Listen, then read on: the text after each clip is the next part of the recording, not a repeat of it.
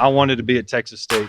I chose to be at Texas State. I'm from Texas. That was important to me. I always knew if the right guy got this job, you better watch out. You better watch out. This is Win Now or Get Bent, episode 200. If you don't already know, I'm Kev Tardello, coming to you on Monday, August 18th. And we had to do two hosts for 200. Going to be joined by my great buddy, my partner in crime, the wizard of Win Now or Get Bent, the host of Wizard Wednesday, my guy, Zachary Webb. He's hopping on episode 200. We're going to do a season prediction. We're going to go game by game, and we're going to give our thoughts on what we think is going to happen for the Bobcats. We'll see. We'll see who's the who's the more measured one and who's the more optimistic one. I bet we can already guess what that's going to look like. We're already at the beginning, and you can figure that one out. We're also going to do a little fall camp update before Zachary Webb hops on. We're going to talk about fall camp. Some things happened this week. Got to go to a couple practices this week, so I've got some good updates for you from on the scene. But before we get there, this episode is brought to you by TGC LLC, thegalindocollective.com. That's TGC LLC, thegalindocollective.com, G-L-I-N-D-O, galindocollective.com, a team of professional consultants dedicated to helping others realize their business potential through people, planning, and practice. Their services cover a wide range of areas such as business strategy, marketing, human resources, and financial planning. If you own property or a business and want to maximize its profitability, contact TGC at thegalindocollective.com and follow their social media platforms on Twitter at TGC_LLC and on Instagram and Facebook at the Galindo Collective. Shout out to my guy, Rick Galindo, a true Texas State sicko, a Texas State grad himself. This is the third season he's partnering up with Win Now or Get Bent. We could not be more thankful to Rick Galindo. So check them out. Throw your business support to them at thegalindocollective.com. That's G-A-L-I-N-D-O, galindocollective.com. All right, let's get to these Bobcats. As I said, they are in the throes of fall camp. In fact, it's ending really soon. I think it's ending on Wednesday. Fall camp will, at least that's the last media availability. I think it ends Friday. And then the following week, they start prepping for their pregame, for what their week will look like during the season. That's what they're going to practice next week. That's the logistics and things like that, just to make sure everything goes smoothly, whether they're on the road or at home. So they're going to be switching up what they're doing. But we got to go out there. Specifically, me and the Wizard went out there on Saturday. It's good to get him to come out on Saturday. I was there on Wednesday as well. On Saturday they had a scrimmage, but they kicked us out before they let us see any of the 11-on-11. Which is a real shame, but we were still able to get quite a bit in those 20 minutes, really, especially on Wednesday. They let us see some team play. In fact, I got in a little bit of trouble. I started filming it, and they said, no, not this one, because usually we're allowed to film in the time period we're there, but they were showing us some special stuff on Wednesday, so that was pretty nice. A little bit of a fall camp update. The big one that I feel came from Saturday. I know this was a big one for the Wizard as well. The Sun Belt will have injury reports this year, 2 days before a game, and then on game day, they will start releasing injury reports. We've seen this from other conferences across the country where now they are going to start having these injury reports. It seems like it's an effort to, obviously people are always asking, hey, who's injured? What's happening here with this specific player? It reduces a lot of those questions, specifically from myself in a press conference, because now we'll just have a report on if the game is Saturday, it's going to be on Thursday, and then again on Saturday. I assume if the games are throughout the week, it will be 2 days before that. If it's a Tuesday game, they probably have to put it out on Saturday or on Sunday, and then again on Tuesday, stuff like that. So it reduces a little bit of that, but it also helps with gambling. You know how many people are inquiring about injuries with gambling. I'm sure that's a bit of a nuisance for players being harassed by some of these people asking about injuries. It's just more of a step towards professional sports as well. I mean, it's always been it's amateur technically, but really it's been a professional sport, and this is more signs of how much it's changing. but that'll be nice. It'll a nice change this season. Some injury reports, some actual ones instead of like, oh, I saw this guy working out on the bike at practice. Oh, I don't know what's going on with him. We'll actually have a list of it, so that'll be great. Jaden Lawton arrived on campus. I've talked about Jaden Lawton quite a bit on this podcast. He is a player coming in from Tyler Junior College. He had so many offers for some really big P4 schools. I was excited about him coming in. I even did a three deep. That's what it was like in June, doing a three deep depth prediction. Went all the way to three, and I had him at the top of it, right there, starting because of just everything that we've seen from him, his offers, his tape, just all of that. But him getting here so late in camp, it's going to be hard for him to break through that starting rotation, especially when you have guys like Camden Grogan, Jade Rio, some of these new guys that are really starting to step up and solidify themselves in there. But it is still exciting to see him. I posted a picture of him on Twitter, X, whatever you want to call it, and he looks like a linebacker at corner. So another big DB, lots of big DBs on this Texas State team. Fifth-year senior punter David Nunez put on scholarship. I didn't realize he had been here since 2020. This will be his fifth season at Texas State, getting put on scholarship. He had 15 punts last year for an average of 38.3 yards per kick, 11 inside the 20, one punt of 50 yards. We talked about maybe there's some competition at these special team positions. Seems like David Nunez may have it wrapped up. We'll see how that works out at the punter position. Shout out to David Nunez. Well earned. 5 years on the Bobcats. Very few injuries at practice, and I'm going to knock on wood. You can hear that there. I am knocking on some wood when I say that. They are, I mentioned last week there were some guys working out on the sideline. Speaking of injury reports, Kennard Snyder and Titus Lyon, some of these other guys, both of them were back at practice on Saturday. The only guy who wasn't in pads was Blake Smith. I hear that was precautionary. If it was a game, he would have dressed out, but they were scrimmaging. So whatever type of ailment he's picked up during this fall camp, they decided not to exacerbate it by holding him out of that scrimmage on Saturday. So that has been nice. I'm going to give it some more knocks there. That's always good because that does creep up sometimes in fall camp. You see it around where it's somebody gets hurt and you hate to see it, especially before the season even gets going. This was a fun one. GJ Kinney, he let us in on a little bit of his thinking that wasn't in a press conference when we got to speak with him on Saturday a little bit during warmups. It was nice to know that he does tune in sometimes. If you're listening right now, hey GJ Kinney, thanks for tuning in. Really, really appreciate that. He told us that he believes that Brad Jackson has a stronger arm than Jordan McLeod. Because on the last episode, I was talking about arm strength, talking about the quarterbacks that have been here under GJ Kinney, TJ Finley. I felt he had the strongest arm. Seems like Kinney feels that way as well.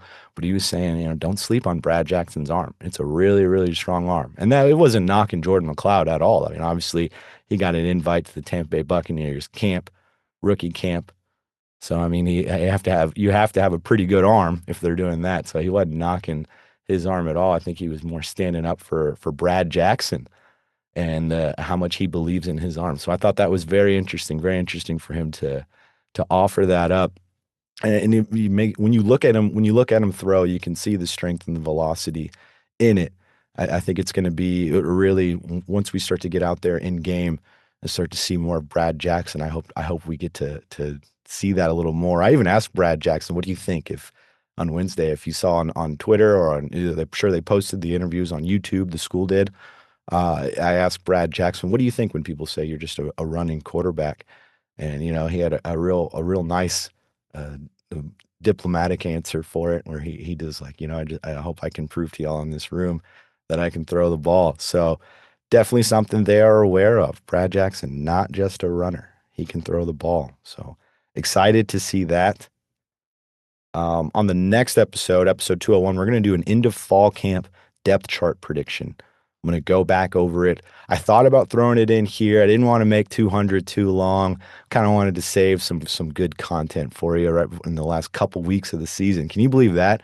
I was at practice standing there at UFCU Stadium, and I was like, in 2 weeks, it's going to be Eastern Michigan right here. It's going to be a game. It's so very close.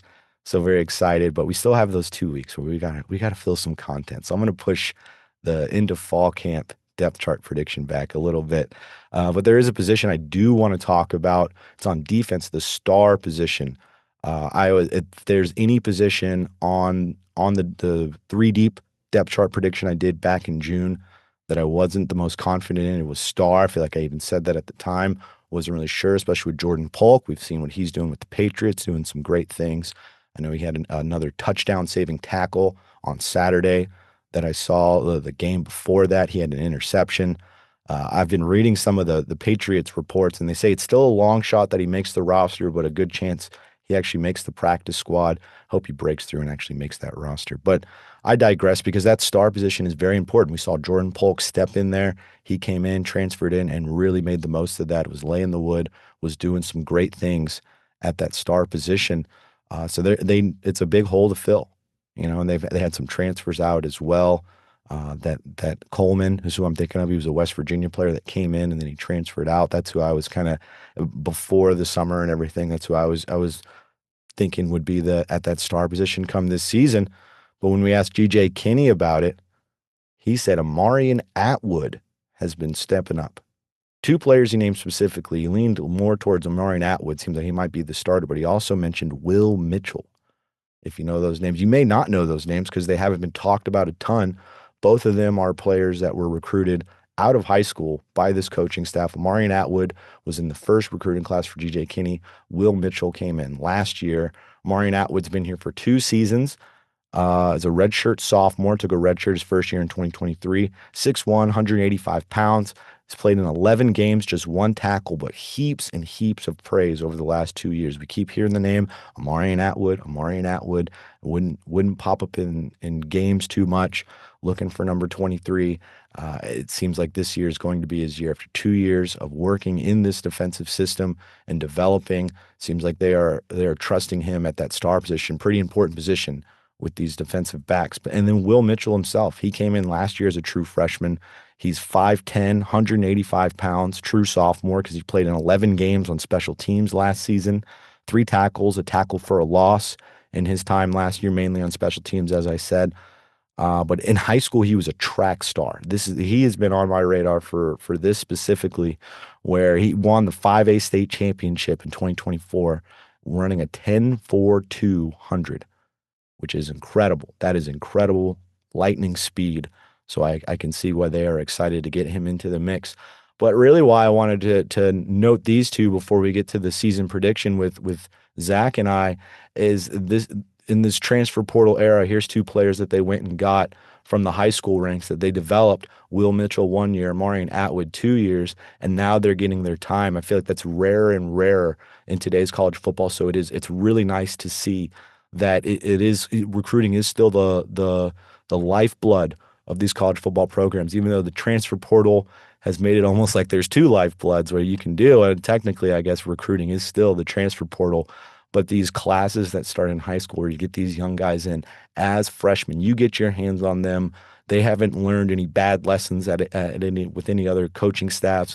They have just been drenched in the system, in the scheme, and everything that's going on at Texas State. And now they're going to get their chance in 2025, it seems. So that's very exciting, especially both those players. I've been waiting. Will Mitchell, you'd see him on special teams and things like that. And you're like, I know that is a blazing fast individual. I can't wait to see him. I feel like I've been waiting since 2023 to say Amarian Atwood just brought the wood. I mean, come on, nail somebody. And I got a great caption right off the bat. I'm pretty excited about Amarian Atwood and Will Mitchell getting a chance at that star position. Definitely one I didn't anticipate beforehand. I thought it would have been 1 corner, 1 safety for each of them, but now they're moving them over, looking at them for that star. So that's good stuff. That was a little bit of a teaser for a depth chart prediction I'll have coming this week. We also need a mailbag. We're gonna do a depth chart and a mailbag before the season. We'll have some fun. But all right, let's get to the season prediction with me and the Wizard. Excited for that. Make sure you comment if you're watching on YouTube. Check us out, Win Now or Get Ben on YouTube. Make sure you like and subscribe. It's much, much better. It's more visual. The Wizard, of course, he had to bring out all the stops for this one. We're going to team up on an episode together. He had to get a nice chart for it. So it's really great to watch it on YouTube. So go check it out there. We're about 10 subscribers away from 1,000. So please get on there, help us out. I want to see that 1K. But it's great. Shout out to the Wizard for going above and beyond. You mentioned a season prediction, and bam, this guy brings it. So I'm excited. But make sure you comment what you think about our predictions and what your prediction is. Go ahead, even if you just want to comment 2 numbers that you think there are going to be the Bobcats record by the end of the regular season. Go ahead and get in there. But all right, let's get to it. Here he is, the Wizard, Zachary Webb. For episode 200, we had to get 2 hosts. So I had to bring on my great buddy, the producer here at Win Now or Get Bent, the Wizard himself, Zachary Webb. We're here to do a record prediction for the Bobcats this season. We didn't tell each other's notes. We're just going into it, and we're going to reveal it to ourselves and to you at the same time. Can't wait to do this. Zachary Webb, how you feeling today, my man? It was nice to be here. We're recording this on a Saturday. Went out to some practice this morning, talked a little ball. It's great to lay it all on the line and make some predictions now after the very limited stuff we've seen. It's a great time to do it right after practice, because it's like fresh in our minds. We have a little bit of optimism. We're feeling good. So I feel like this is the best possible time to do it, fresh off of a Saturday practice. Yeah, I'm definitely drinking the Kool-Aid right now. I'm gonna try to lean away from that a little bit, but it's hard. It's hard after the coaches talk and you hear the players in a press conference. You're like, oh, it's 12-0. It's funny because when we were talking about episode 200, I had to get you on for episode 200, of course. Episode 200 of Win Now or Get Bent. You have been a massive part of it. But we were talking about things we should talk about. And when I was like, I floated a record prediction to you, a schedule preview record prediction. I figured, I was like, hey, we'll go through win-loss throughout the games. And you had already been thinking about it. And not only did you think about it, we're not just going to go win-loss. We have a tiered system of a no doubt win, a should win, lean win, a lean loss, a slim chance, and a no chance, with a chart and everything. And I was like, this is so on brand for Zach, where I'm just wanted to do a win-loss deal. And you came up with this awesome formula. I had a lot of fun prepping for it. So I'm really excited to do this with you, man. Yeah, it's a very YouTube-y way to do it. I've been thinking about this for Wizard Wednesday, just kind of like to do things a little off kilter, a little different. But when you reached out about doing a record prediction, I'm like, oh yeah, I'm ready. It'd be even better to have Kef on doing this weird tiered season prediction. But we do have a line. There is a win column and a loss column. It's just more complicated, more fun. It's got the Wizard touch to it. That's for sure. As soon as you sent that back, I laughed out loud. I was like, this guy's amazing. This is why I call you the Wizard. I appreciate it. Not because you're a nerd like you tried to say at the press conference today. That's not why you're the Wizard. You're the Wizard because you work magic. Sometimes I feel like I'm magic, and the other times I do feel like I'm just a nerd, and that's just a nice way of saying the nerd of. You are of very, very skilled. You are uniquely skilled. That is for sure. And it starts right here with this record prediction we're about to go through. But I say, let's do it. Let's start at the top. Yep. Eastern Michigan. I assume I'm going to go first. Looks like my name's first on that chart. You want me to just jump right into it? Yeah, jump right in. I mean, preview the game as much as you want to, and then I'll give my little thoughts and kind of work off you. I love it. Eastern Michigan, August 30th in San Marcos. Last time we saw Eastern Michigan, it was 2021 in Ypsilanti up in Michigan, getting some action. Bobcats 59-21 loss in that one. They've got a pretty good coach, Chris Creighton. It's been there a long time. They had a pretty bad season last year, though. Went 5-7. Some questions at quarterback. They're going to play a quarterback that was backup in the Sun Belt last year, Noah Kim. He was Coastal Carolina. He was backing up Ethan Vasco, although he did for 4 years before he was at Michigan State, played sparingly, got 5 starts, and when he did, he had 6 touchdowns, 6 picks. So it's kind of undetermined what he's going to look like at Eastern Michigan. That being said, they're 118th nationally on some of these rankings. That's around where I've seen them consistently. I just think the Bobcats are much better than Eastern Michigan. So I'm going to say should win, although I want to add this caveat that we've seen GJ Kinney hold back the very first game in preparation for UTSA. We saw that last year against Lamar, where they did not beat Lamar by very much the very first week, and then they blew the doors off UTSA. It's the same situation this year where they have where UTSA is the second game on the schedule. So I could see them holding back a little bit in the same way, even though they kind of, we didn't really hold back. We didn't do this. Now that it's a little further removed from that, you've heard some people say, okay, we did a little, we didn't want to put everything on tape. And you and I both know GJ Kinney and this coaching staff, they are very careful about their schemes, what they put on tape. So I could see a same situation. Hopefully they don't play with their food too much and get a loss, but this is definitely in the should win category for me. I'm going to zig where you zagged. So for the same exact reason, that Lamar game last year, where I felt like they maybe held back a little bit more than they wanted to. They potentially, some folks would say that maybe they brought in their backup quarterback a quarter too soon. I don't see that happening again. I think that big people move little people. I think this is a huge offensive line. I think we're going to try to run it down their throats, especially with Brad Jackson.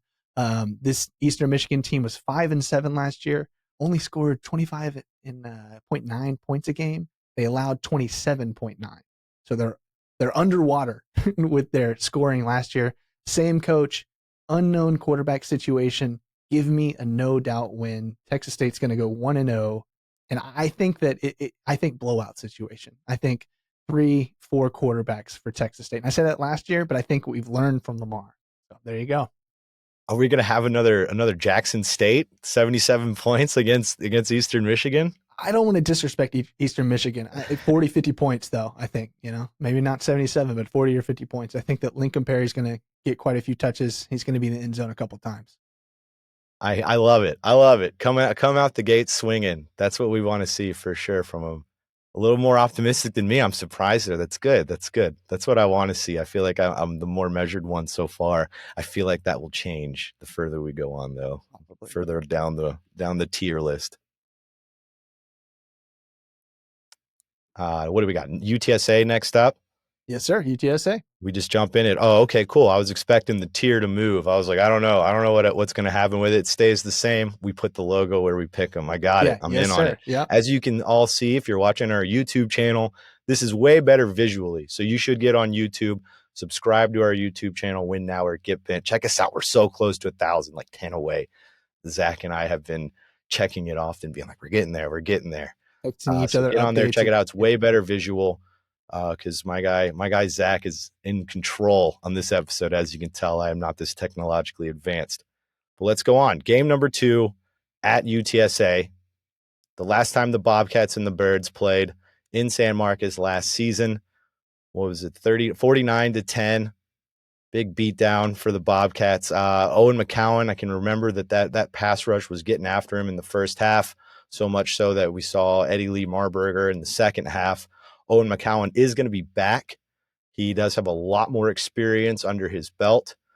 He has shown in some situations that he can really stand up in the moment, although maybe sometimes he had an extra playbook that was helping him out. Who knows? But I do expect him to be a little better. It was his second start in a really wild environment in San Marcos. That's going to be the same situation, likely the same situation for Brad Jackson. It's going to be a wild environment at the Alamo Dome in his second start. With all of that being said, I still have the Bobcats should win in this one. And now I don't know if we've clarified should win. I envision like 7 to 10 points. Yeah. I feel like a lean win is like 6 and below, but I don't know exactly how we're going to designate that. But that's where I have my should win, where it's not a total blowout, but it is a somewhat sound victory. Yeah, so I'm right there with you. I told you this morning. I'll say it on the record, and hopefully this isn't clipped. But if you want to clip it, you can clip it. I do not believe. I'd love that. I do not believe in Owen McCown. I don't believe in him. There was this weird narrative last season that somehow towards the end of the season he started to ascend.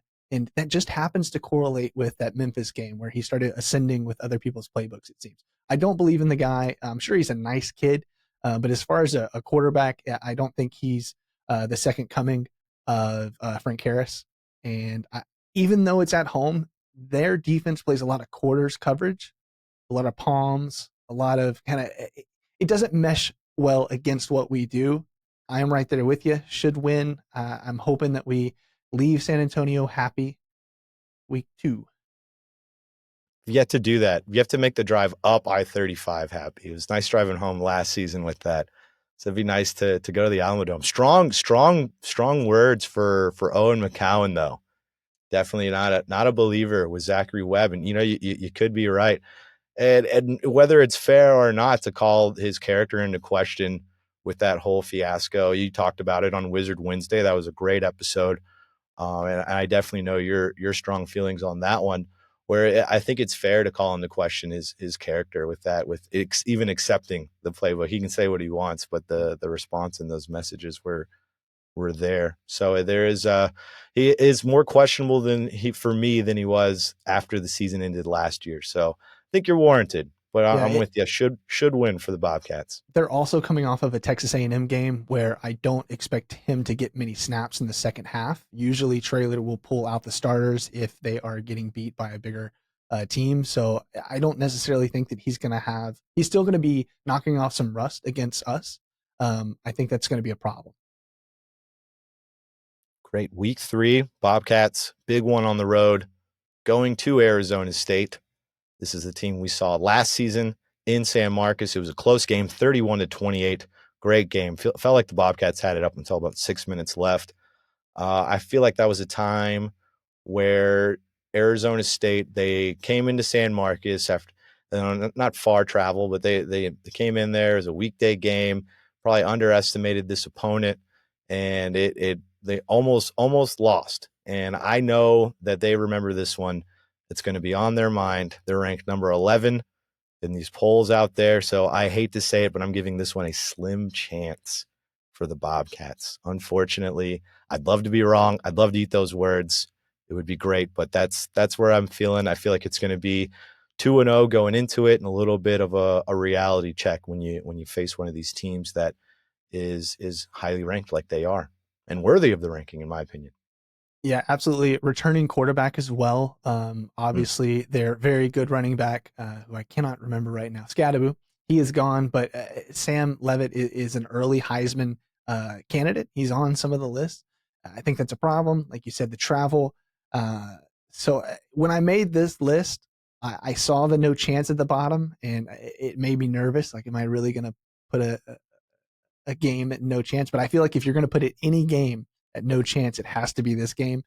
The everything's stacked up against Texas State, and I hope that after this game the team comes back and throws this in my face. But I am going to put this game no chance. I just don't see it happening.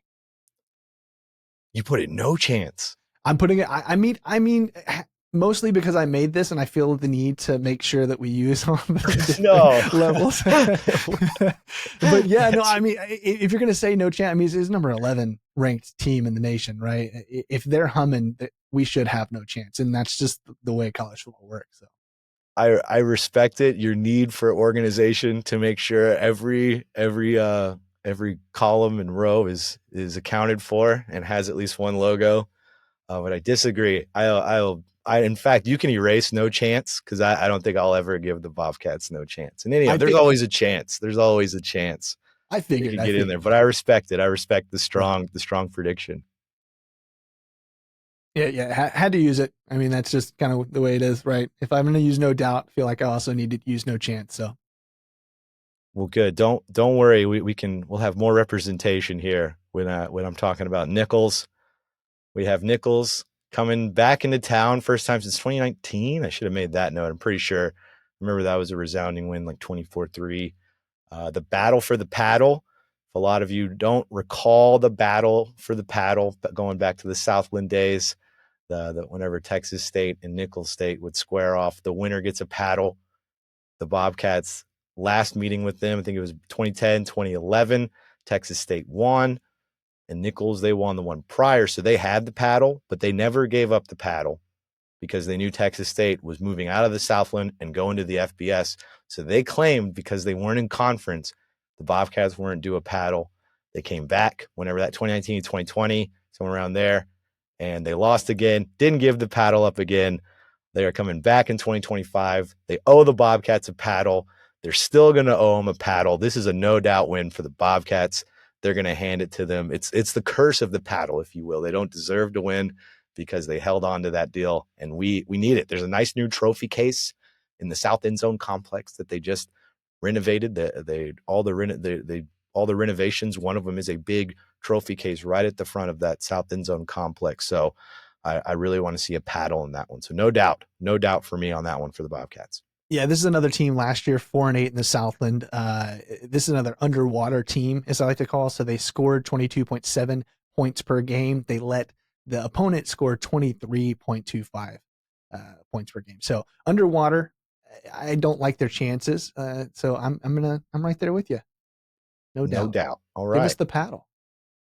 Give us the paddle. Bring the paddle. We know you still have it. All right. Now we're gonna jump into conference now. At Arkansas State. If there's one team I'm gonna miss when the Bobcats go to the Pac-12, it is Arkansas State. Always some fun games. Some of the best games I've seen, at least individual, whether it's individual performances or the final score of the game. You had Rob Lowe busting open 4 touchdowns, 200 and some odd yards sometime back. I think it was 2014 for him. You had probably the greatest single performance I've seen by a quarterback at Texas State was, of all people, Brady McBride, 2020 to end the season. I think it was in the season. 47-45 was the score of that game. Bobcats won it, and he had 400 and some odd yards and 5 touchdowns. I did very little prep, as you can tell. I'm over here. I don't have the nice crisp stats, but it was definitely an incredible performance by Brady McBride. He was all over the place, even running the ball. It's been a fun little rivalry, not a real rivalry, but it is in my heart for sure. The last game, 41-9 win for the Bobcats last season. It was nice. It avenged that 77-31 loss to Arkansas State in 2023. I don't know about you. I memory hold that one. I like to forget that it ever happened. Bobcats are 3-1 over Arkansas State the last 4 years. They're going to do it again this time. I have it in should win for Texas State. I don't think they're going to blow the doors off them like they did last season. I think there was a bit of a sophomore slump for Raynor, their quarterback. I think it's going to be not a full bounce back. They were able to get some good guys in the transfer portal, although they did lose some even better guys, if you ask me. But they've been able to recruit pretty well at Arkansas State. So I think they're going to be a little bit better than last year, but not enough to beat the Bobcats. I think this is a team with a coach that is still, for the second year in a row, coaching for his job. Anytime a coach is coaching for their job, they're going to be a dangerous team. They have a returning quarterback with a lot of experience, and it's been every team in the last couple years has won at home, right? So Arkansas State, like you said, scored 77 against us at home. 2023, last year we blew them out. I think they're going to be looking for some revenge. I think Butch Jones really needs this. Interestingly enough, with this team, they went 8-5 last year, but they were very underwater. They only scored 25.8 points a game. Their opponent scored 32 points. That is impressive to go 8-5 in my, being outscored like that. I'm going to I don't like this one. I'm putting this one in lean loss. I think this is wow. I think, yeah, I think it's a little bit of a trap game. It's really what I'm worried about here. That's your trap one. I could see it too. I respect it. I respect that choice. I know we were talking about a trap game to pick and put on there. I could see that being one, because it's a good squad they have up there. Like I was saying, they've recharged on the transfer portal a little bit, and they might be seeking some revenge. And we, as we know, I mean, this series gets funky. That 77-31 game in 2023 was wild. And I mean, even like I was saying, 47-45 not too long ago. You go back and look at the recent history. These have always been fun ones. I feel like Arkansas State and South Alabama have always been some real interesting games every year. Absolutely, yeah. So I have us lean in loss, but I do have on here. We have a copyright free Admiral Akbar with "It's a Trap," just denoting on the screen here that it's a trap game for me. So. I rescind the nerd comment from earlier. Oh yeah. That's anytime you hear Kev say wizard, it means nerd. No way, man. No, Admiral Akbar. I think I know who that is. I remember that from Star Wars. He yells at that in the ship, if I remember. Yeah, it's a trap. That's what he says. So I will say this isn't, for copyright reasons, this isn't Admiral Akbar, Oh, but you know what? Now that you know where I really remember Admiral Akbar from is when there was a contingency of Ole Miss students trying to make it their new mascot to get rid of rebels. Okay. And make it because he was part of the Rebel Alliance, I guess, in Star Wars. I respect that. That's awesome. Yeah, I'm That's sure why I was Disney like, was why like, do I no know way. that name as part of college football lore? And that's it right there. It didn't work. They couldn't do it. I imagine George Lucas wasn't having it. Right. Yeah. But let's keep it pushing. We're back home for the Bobcats. Got Troy coming to Texas State. Gerard Parker in his second season. He's 4-14 as a head coach. It's pretty tough. Last game last year, 38-17 at Troy, a Texas State win. Texas State is 1-9 versus Troy all time. I kind of, another thing I memory hold, that was their first win over Troy last season. So I'm going to say 2-9 after this one. Bobcats should win. I'm kind of filling up that should win category. I imagine, Zach, you're hating that for organizational reasons, but should win again for me. Hopefully I'll have enough space. I'm going to make it quick. I don't necessarily believe that. So I have lean loss here. So I do think that this is a team that bounces back. And so I have the same thing. I think that this is one where we should win. The Troy team hasn't been as good since they lost their coach a couple years ago to Tulane. We were just talking about him today, John Summerall. And so I think this is a Troy team that isn't going to be the Troy of the past, that squad that beat us so many times. So I completely agree with you here. Should win. You have it in should win. Okay, I thought you said lean loss earlier. I was like, whoa. Lean loss is Arkansas State. I think we're going to bounce back from a loss to beat Troy. Okay. Oh, I got you. You're finishing that thought. Yeah. Did I talk over it? My bad. We got lost on Admiral Akbar, I guess. You're good. No worries. Next up, we have at Marshall. This is, you know what? Get your Admiral Akbar ready. I think this is my trap game. This is going to be the first meeting for Texas State and Marshall. It's a long travel, West Virginia. He's gonna have a tough defensive team. Tony Gibson, the new coach there. You know, that whole situation where Huff is now at Southern Miss. And he took a lot of players with him as well, but they were able to reload and do some things. I just feel like the Bobcats are going to be due a sneaky loss. This feels like it to me. It's more a gut feeling than anything. I think Marshall's going to be better than they're letting on. From talking to people at Marshall, and who knows if they're just feeling a certain type of way about Huff leaving, but that they were prepared for Huff to leave and they actually wanted it. And Gibson is who they've wanted the whole time. So I think that I think Marshall's going to be a little bit better than people expect. Maybe the Bobcats underestimate them with long travel. So I have a lean loss right there for the Marshall game. That's my big trap one. I think they're going to go in 5-1, feeling good, and get a little bit of a hangover loss. Yeah, I think that Marshall was okay with losing their head coach, Charles Huff. I don't think they were okay with losing the whole squad to the point where they couldn't even field a bowl team last year. I don't know enough about that roster to fully respect them.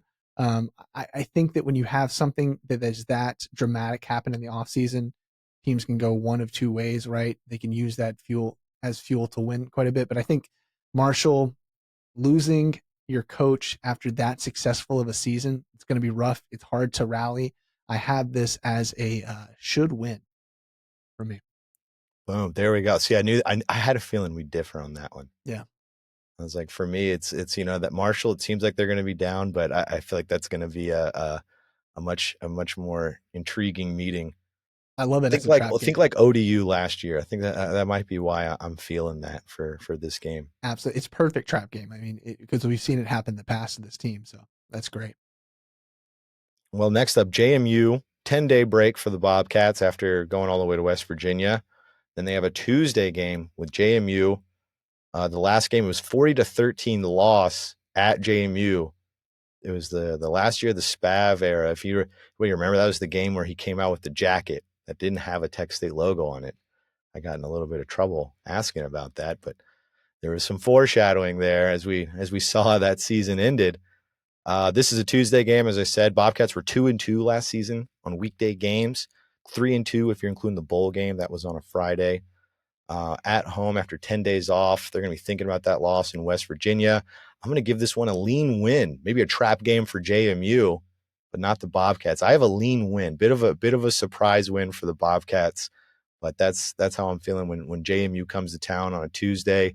These weekday games, they get pretty funky, because even the two that they lost last season, that was Louisiana and Arizona State, those were two really good games that the Bobcats could have won. So I think they're going to be ready for that weekday matchup. JMU is bringing in a quarterback, Sluka, from UNLV, who had all of the issues with the NIL and saying that he wasn't getting paid what he was told he was going to get paid. Well, before UNLV, Sluka was at Holy Cross with Bob Chesney, where Sluka, I believe, passed for 4,000 yards. And I know there is a quarterback competition. I fully believe that it's going to be Sluka. It worries me that an already good JMU program is going to have a quarterback like that. So I am going to zig again where you're zagging. This is a slim chance for me. I could absolutely see this being a loss. Considering in my timeline here, we're coming off of a win versus Marshall. So yeah, see that they'll have opposite mindsets in exactly. our respective universes we've created here. They'll be they'll be fresh off a loss in mine and fresh off a win in yours. So Absolutely. interesting. I love that I love that it's different so far. Mm-hmm. Mm-hmm. Nice. It'd be one thing if we were just over there repeating the same one. So this is good. I had a feeling, from all our convos, it was like this is going to be a little different. We very rarely completely agree. We agree on where it matters, but we very rarely line up 100%. Right. Which is 100%. 100%. I feel like our perspectives are different, but our values are the same. That makes 100%. sense. Yep. All right, let's go. Next up, at Louisiana. Excuse me. At ULL. I can't call him Louisiana in front of Zach. For those who not acceptable. Don't recall, our guy did undergrad at McNeese before coming to Texas State, and they've got a blood feud with the Raging Cajuns. So they're ULL. Oh, that was too many L's. ULL on this pod. Last game was 23-17 loss for Texas State in San Marcos. Texas State is 0-12 versus the Cajuns.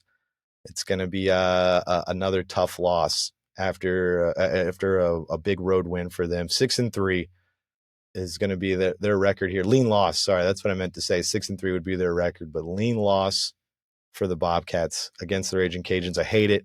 I hate to think about them dropping to 0-13 against them, but I feel like the Raging Cajuns have it going on.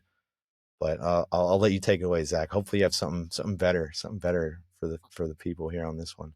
I will start calling that school Louisiana when they change the signage on the highway, which still says University of Louisiana Lafayette. And so for all you Cajuns out there, if you're tired of getting called that, change your actual school name, because Louisiana is not the name of that school. Louisiana is a branding thing where they've got some weird agreement where they can call their sports Louisiana, but the school ULL. We need this win. We're about to leave the Sun Belt. ULL has had our number for so long. It's had my number. They beat us at McNeese for far too long. So I've had tens of years, decades in my life of losing to ULL. It ends. It ends this year. I'm leaning win because I need it for no other reason other than I need it. And I feel like GJ understands that I particularly need it. And so I think we're going to dial it up. Dial it up for the old wizard over here is I think what's going to happen this year. That's it. They're going to break the huddle for the wizard. For the nerd. For you. Yeah. They're going to be thinking about you definitely. Make that nerd game proud, man. No, I'm glad. I'm happy that's the route that you took. I had a feeling you would. I hope you're right. I've covered all 12 of those losses, so it's hard to turn me into a believer. I thought it was going to be anytime it was last year. Yeah. But just a fingertip. It was just a little, it's a batted pass. That's it. We'll be there too. We're going to be in Lafayette covering this game, boots on the ground. So you officially, me tentatively. I'm about 95% sure okay. I will be making that trek there. I'm 100%. I will absolutely be in enemy territory for that game. Got to see it in person. All right. So that one, Southern Miss at Southern Miss. Following that one, Louisiana loss for me, a Louisiana win for the Wizard. Last game against Southern Miss, 58-3 win in San Marcos for Texas State. I think this is going to be a close one, though. Even though it was a blowout last year, we were just talking about it. Charles Huff left Marshall and took a bunch of really good players with him to Southern Miss, so they will be there. They're pretty stacked. That being said, I'm going to take the Bobcats in this one in a lean win. I think this is a game that this coaching staff specifically might have lost in the first 2 years, where things are starting to avalanche a little bit, but their experience is going to start paying off, and it's going to be a lean win for the Bobcats against Southern Miss. That's what I'm thinking right here. A nice bounce back after losing to Louisiana. In the alternate timeline, after winning and soaring high from finally beating ULL, I do think this is a team that is going to be surprising a lot of people in the Sun Belt. My notes here, the only thing I have is treat Southern Miss like Marshall, right? So the Marshall of last year, because pretty much that whole squad went to Southern Miss. So this is a team that's going to know the schemes of their coach. They are returning a lot of players, even though they're not really. It's almost like Texas State last year, but in a weird shakeup. So I do have this as a lean loss because of riding high from beating ULL. And if you look at the past 2 seasons, and I hope this changes, but if you look at the last 2 seasons in Sun Belt play, Texas State has had kind of a win one, lose one thing going on in Sun Belt play. So they do drop into that pattern, and I'm kind of following that pattern here with, I think we win at ULL, we come home, and then a very well-coached Southern Miss team ekes one out over us. All right, fair enough on that one. Let's see, ULM next. I have a good feeling we're going to be aligned on this one because I have them as should win. Last game was 38-17 at ULM. Warhawks own a 13-8 all-time record over Texas State, which I was surprised by. They going back to the 80s. Bobcats have had their number recently, 4 of the last 5. I think it's going to be 5 of the last 6 before the Bobcats leave the Sun Belt, and they should get a should win on this one for Texas State for me. All right. So ULM's head football coach is now their interim AD. They are dealing with massive budget problems. I wonder if they are being, if their Powerade is paid for, or if they're going to have to go ask money for Powerade. They're in a tough situation. There's talk about that program going back into the FCS. I don't think this is going to be a good year. I think the coach has way too much on his plate and not enough time to build. So I have this as, again, just like you, a should win for Texas State. Should win. There we go. We're aligned. That feels Yes, good. Feels yeah. good, buddy. That coach may not even be there. Say that again. The coach might not even be there by this game. Right. I think they could really fall apart athletically with doing that. It's such an They'd be losing a coach and an interim AD though if they get rid of the coach. Right. And so is it, What a mess. if the other teams lose, is it his responsibility on top of the football losses? That's a tough position to be in. Is he going to fire himself? Could he? Yeah, How's that exactly. work? No, I'm just kidding. It's interesting real quick on ULM before I go to the last one. When GJ was hired by Incarnate Word and he still finished he was hired by Texas State, but still coaching at Incarnate Word, and Incarnate Word was in the playoffs. They were hosting a playoff game, decided to finish the season. This is that first move where I kind of knew, I was like, I really like this GJ Kinney guy. The fact he didn't just leave the Cardinals high and dry for the playoffs. He was there for the playoff run. But they had a game in San Antonio, and I got to talk to their AD at Incarnate Word. Delgado is his last name. He was at ULM as an assistant AD before he got to Incarnate Word. And he was just like, yeah, he goes, I was so excited to come to Incarnate Word because their budget, their marketing budget is so much more than ULM. I was like, that's shocking considering Incarnate Word is FCS. I go, what was their budget at ULM? He said $0. I was like, oh my gosh. And that was a few years ago. So they're falling on really tough times. They have a lot of budgetary issues there, obviously. But I could do a whole Wizard Wednesday episode just about their situation. I mean, to push the Sun Belt to add Louisiana Tech so that they have a travel partner to reduce their athletic budget even more, and then still not go out and hire an AD. I mean, it's in rough shape over there. Yeah, that's on. I hadn't even considered that aspect, how hard they lobbied for that because it helped them. And then, yeah, It's hey, maybe the week leading up to that game, Wizard Maybe there you Wednesday. go. What's going on? Especially a Yeah. lot more might change by then. It's the second to Yeah. last game of the season. That'll be a good one. But all right, we'll wrap it up. Last game of the season, South Alabama in San Marcos. I love that. 2 games at home to finish the season. 45-38 win for the Bobcats at South Alabama last year. Both the games between Kinney and Applewhite have been high scoring, with 52-44 in 2023. I think we're going to see another high scoring affair that favors the Bobcats. A nice 3-game win streak to end the season. I have a should win / lean win. You know, I think I'm gonna give it a lean win because I think it's gonna be high scoring. But I think it's gonna be like within 6 points, and that's where I'm constituting that lean win. I hope that's within the bounds that you were thinking there. But nice 3-game win streak to end the season, 9-3. I was surprised myself going through it. I think I'm really high on the fall camp optimism right now, but I'm feeling good. I feel really good about this defense specifically. I feel better and better about Brad Jackson as we go on. This big offensive line, they lost some starters, but man, they've got some beef right there. I think this is just going to be a bit of a surprise year for the Bobcats, and I think their ascension into after going 7 wins the last 2 seasons during the regular season, getting to 9 in the regular season. I think a lot of that's going to be on coaching and that cohesion that the coaching has. I know a new offense coordinator, but you go throughout the rest of that staff. They've been here and they've been growing. They came in as young coaches. They're still young guys, but now they're a little grislier, a little more veterans in that coaching staff now. So it's I think it's going to be a 9-3 regular season for the Bobcats. All right. So I have this as a lean win as well. I think this game is going to mean something to both teams. I have us beaten Louisiana. And so that does, I think, losing only 2 Sunbelt West games. I think that puts us in the hunt for a championship conversation getting into that game. I think this game's going to mean a lot. I do think it's going to be high scoring.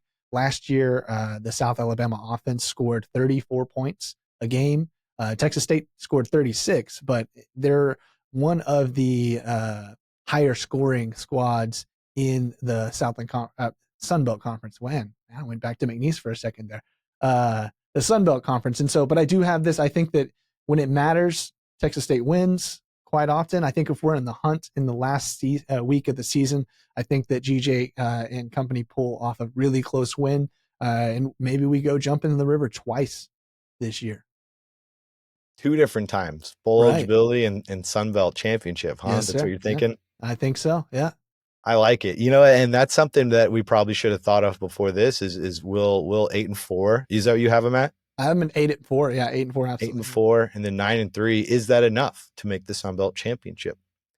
We shall see. That Louisiana win for you would be a big reason why they'd be push them over the edge. I feel like I have them. What do I have them as like 6-2, I guess, in the Sun Belt for mine. That feels like that should make the championship, but you never know. Only 1 West loss too. So in your situation, unless Louisiana has a really good year, that's the, Yeah, and I feel like I always anticipate Louisiana have a really big year. I believe in their coach too, Des Maru. I feel like I say his name wrong every time I do, but I really believe in him and what they've got going on down there. Sorry to say it to you in Lafayette. At ULL. Yeah, ULL. Yeah, it is. I mean, they typically have pretty decent competitive athletic programs. That's part of the reason they annoy me so much. Well, I'm happy we both have winning records, solid records, improving records even on the last 2 seasons for this team.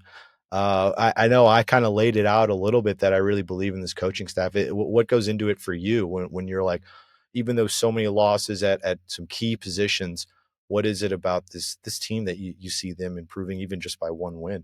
Yeah, for me, it really comes down to coaching experience. Last year, on paper, I think last year we had a more talented, more experienced group of players, but talented, more experienced group of players doesn't always mean wins. I think that last year the coaching staff was the deciding factor in a couple games, couple close wins, couple close losses.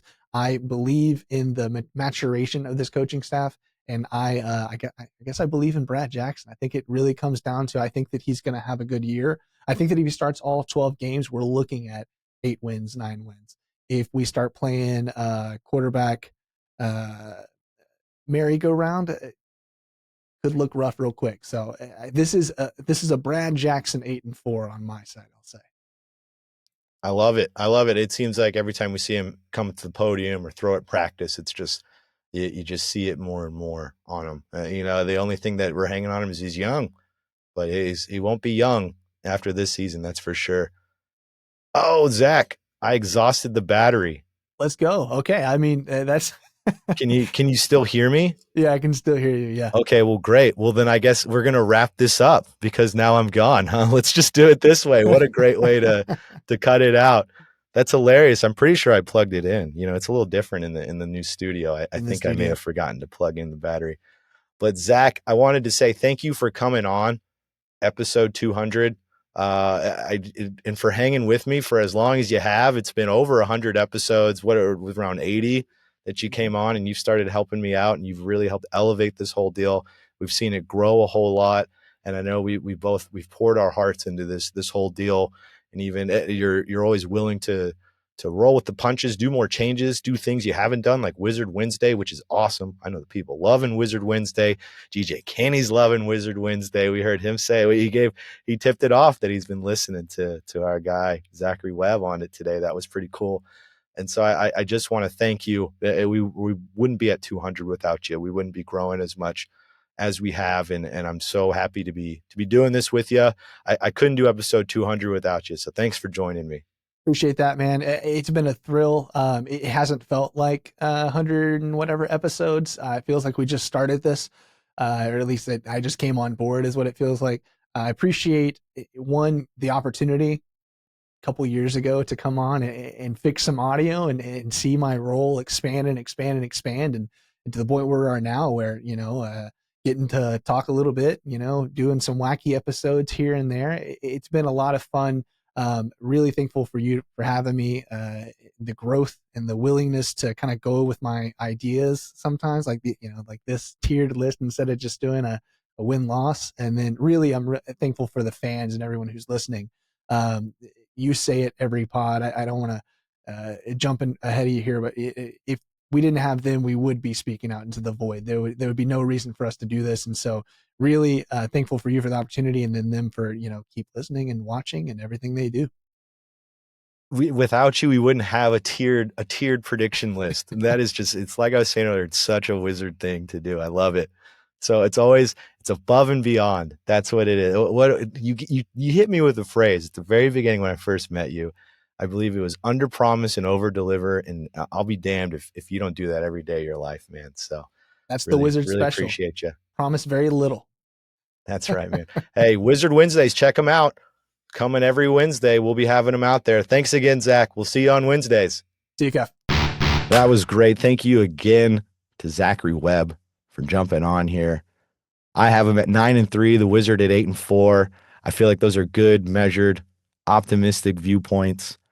I think there's obviously still a floor that could be a little lower than that, but that's how I'm feeling. I really am after being in fall camp. Probably taking in a lot of the optimism, but I feel like this is the year specifically for this coaching staff, how far they have come over the last 3 years and the lessons that they've learned. They're going to impart those this season. But mainly, thank you to Zach. This is episode 200. It's real exciting to get to this benchmark. We've worked really hard over the last 2 years, 3 seasons, 2.5 years, really. Zach and I have been teamed up. We launched the YouTube channel on episode 100, but the Wizard jumped on around episode 80, helping out with audio and everything. It has been just a true blessing in my life that this individual reached out to me and helped me elevate this. It was something that I had in the back of my head that I wish was in the forefront, and meeting Zach moved it to the forefront. And I'm so thankful for him and everything he's done and taken on new challenges like Wizard Wednesday. It seems like everyone really likes Wizard Wednesday. I know I do. I know he's been motivated to continue it. Maybe he and I do more stuff like this where he and I talk on the same episode. Let us comment away if you enjoyed that and you want us to do that more. Let's get the Wizard in front of the camera. He's really good behind the camera. I think he's really great in front of the camera as well. But it's a different animal. So it takes some reps and things like that to get accustomed to it. But I know my guy can. But seriously, thank you to Zachary Webb for getting us to 200. I mean, I don't know if this pod would have made it there. Maybe it would have made it on an audio version.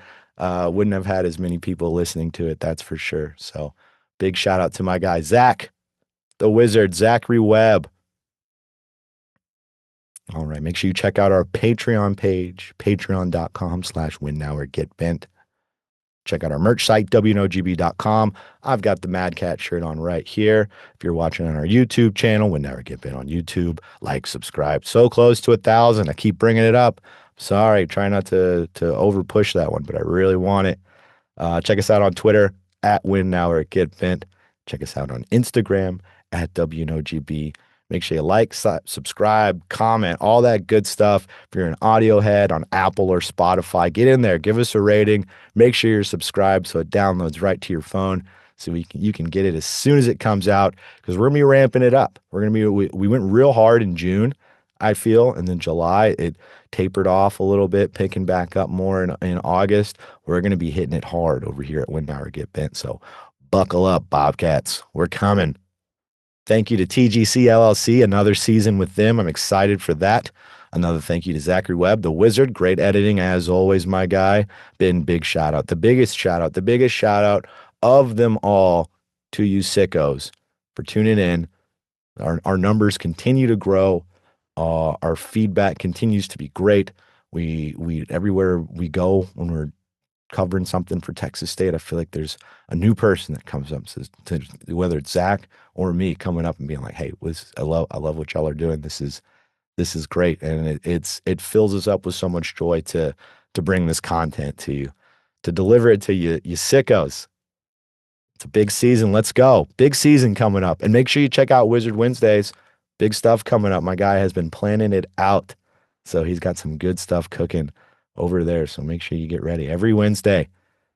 But all right, Bobcats, win now or get bent.